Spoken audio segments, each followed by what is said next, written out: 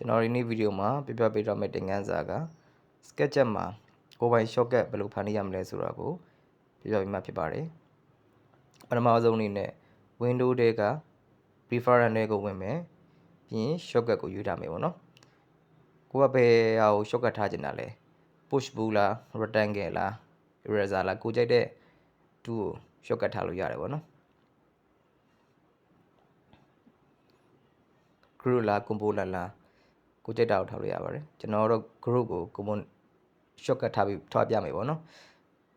group နဲ့လည်းမယ် shortcut ကိုကပဲ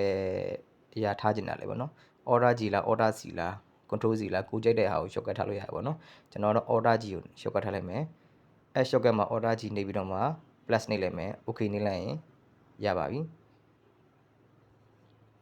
rectangle တစ်ခုဆွဲလိုက်မယ်ပေါ့နော်ကျွန်တော် select မှတ်ပြီးတော့မှ order G နေလိုက်ရင်ဒီ rectangle က group ဖြစ်သွားပြီဖြစ်ပါတယ်အားလုံးပဲကြိုက်မယ်လို့မျှော်လင့်ပါတယ်တကယ်လို့ကိုက shortcut ထားရတာအဆင်မပြေဘူးဆိုရင်ကျွန်တော် comment တော့၎င်း chat တော့၎င်းလာမေးလို့ရပါတယ်ဗျ